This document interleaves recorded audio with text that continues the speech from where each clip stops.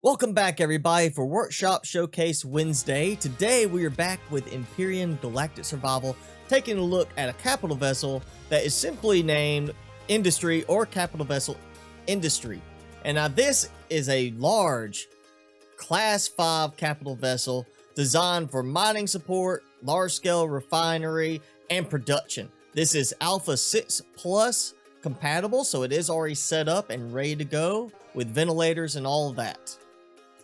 Now, I know one thing about the design that some people are not going to like, and that is how exposed the thrusters are on the outside. You can see them all over the outside, which makes them very easy to be destroyed if you are getting attacked in this.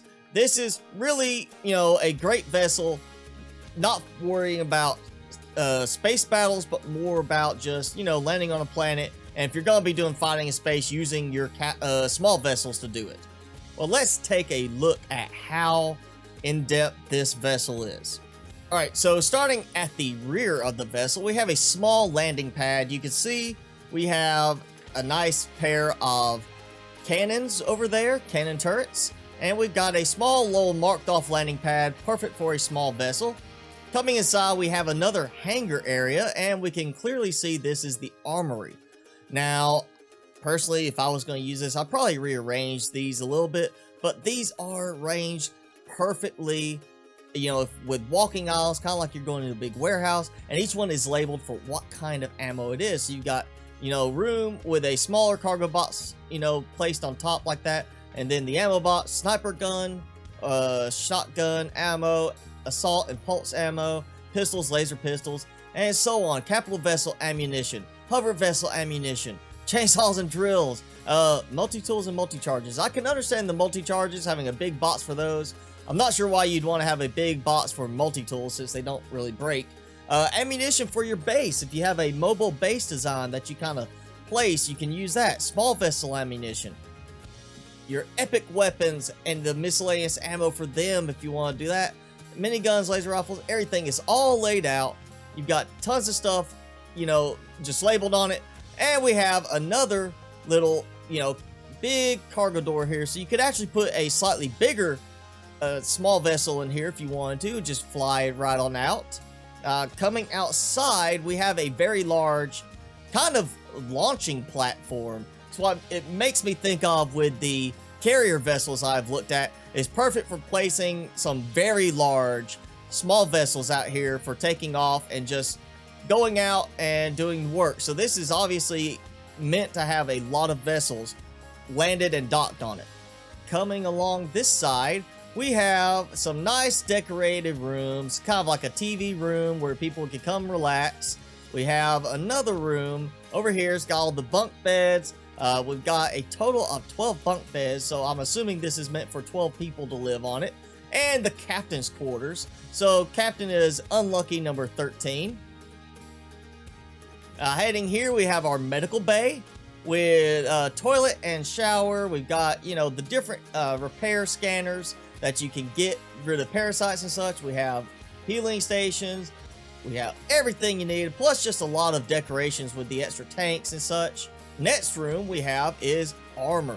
Now, I do like the way this is set out. We have a repair station right here. We have light armor, medium armor, and heavy armor. So you can actually have just the whole armor locker filled with the different types, and then you have plenty of storage for the components to add to them to come up with whatever armor configuration you want.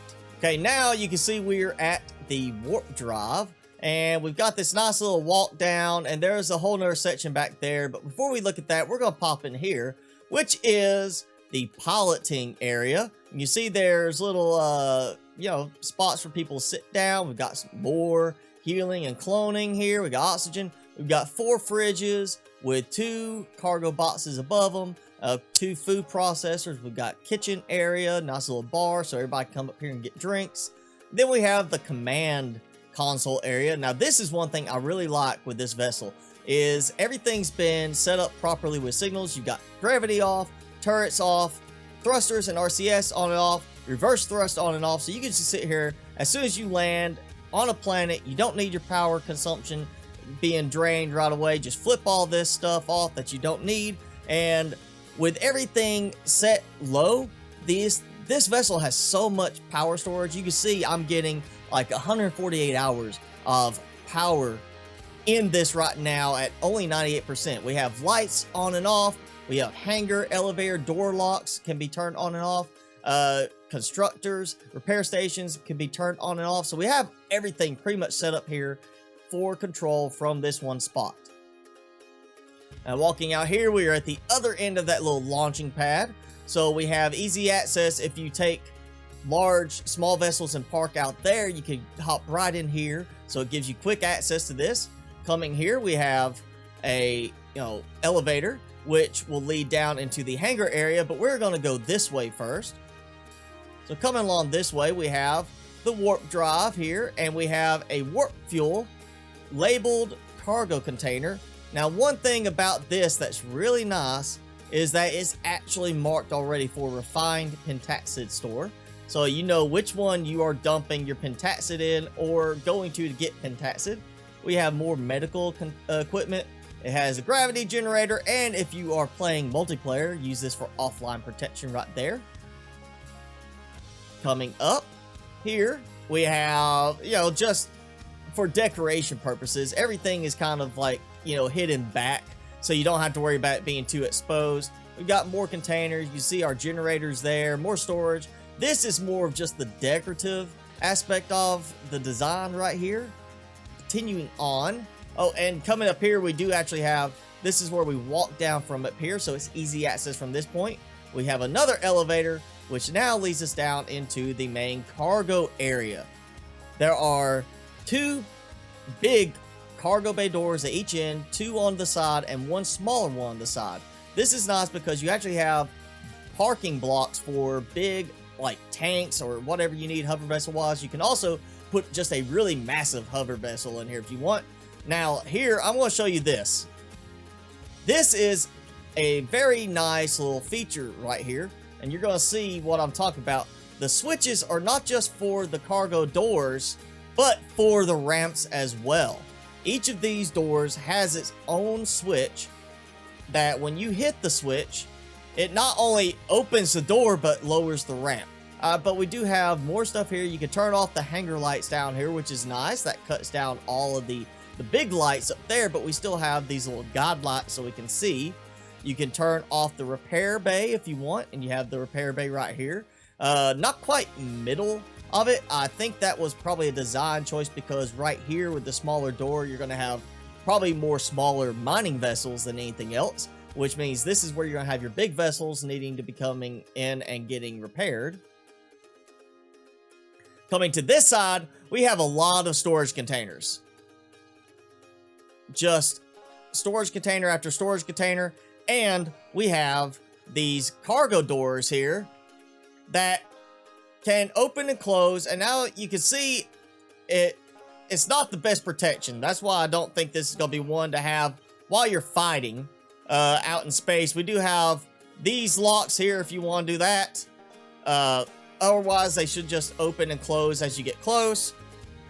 Personally, if I was going to be using this, I'd probably take all these out and put something else like specially designed cargo small vessels that have even better storage capacity.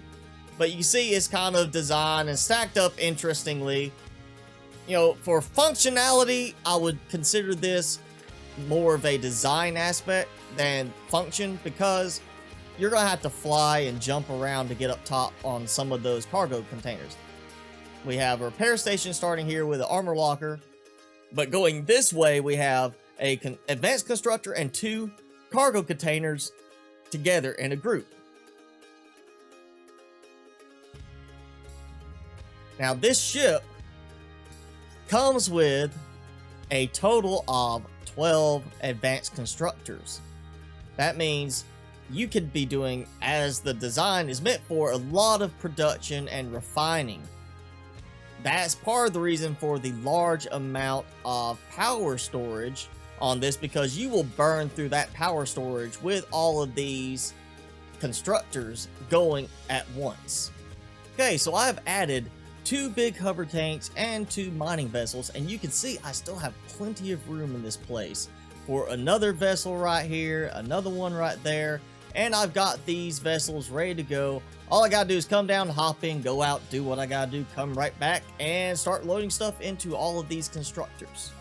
Okay, last but not least, coming out of the Armory area, we have a big, massive growing plot area. Now, this is a total of 72 grow plots on this ship. This ship has plenty of room for growing, and all the grow plots are right here next to the food production and storage, so you are easily gonna just grab your stuff, run there, and get to work on it. Now, again, I've already said this has a lot of power storage. This actually can hold 146,000 fuel at one time and 64,000 oxygen. So this thing can be filled to the brim with fuel and oxygen and last for a long time. All of the pre-programmed signals and switches makes it very easy to automatically turn stuff off without having to mess with the general and custom blocks here in the signal paths. In the devices menu, everything is very well grouped. There's only a few things I've found that stand out as being weird, such as like cargo boxes. It has food processor in there, a bunk bed in there. There's some stuff that doesn't need to be in that block, but most of the stuff is actually really well done and tied together. And you can see, like here, the gravity generator has a lever assigned to it, and that lever is put here in the gravity group. I've said this is a very good vessel. It's not too resource intensive. You can see that it does require a good bit of a restroom and zascosium, along with, of course, a lot of growing plots because of how many it has in it. But for the most part, the rest of the resources are not really that hard to come by. You're not having to use a ton of sathium. You know, it's mostly iron and silicon and stuff like that that's easier to come by. It's the restroom and zascosium that's going to be a little bit more difficult to come by. And, you know, early off, this is probably a really good vessel that will work very well at the beginning of the game and last you to very well further into the game, unless you start doing a lot of space-based combat.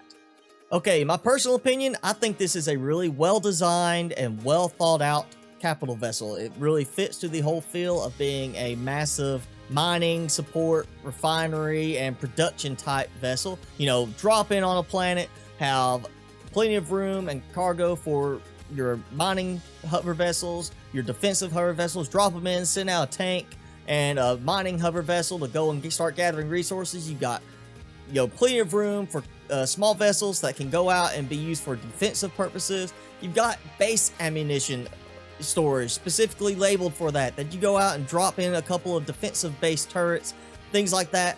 Set yourself up on a planet, strip mine the whole thing, and then move on to the next one, all the while having 12 advanced constructors just running, producing everything. So for a group of people, this is a great vessel. For a single player, you're probably going to want to do some modification, because I doubt you're going to need 12 advanced constructors running with it. And that is part of where all that restroom and zascosium is going anyway. But overall, I give this vessel 2 thumbs up. I really like it. I may try it in my own game and do some modifications to it to try to make it fit more for my playstyle.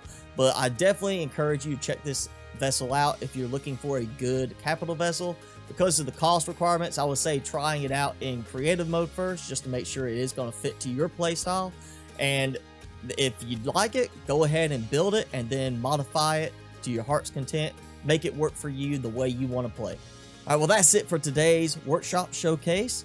Again, this was Empyrion Galactic Survival, and the vessel is the Industry capital vessel, simply called Industry. I'm going to have a link below to the workshop so you can go there and pick up this vessel for your own use in your own game. If you liked the video, be sure to hit that like button. Also, make sure you hit subscribe, tick the notification bell so you can keep up to date when I post 6 days a week.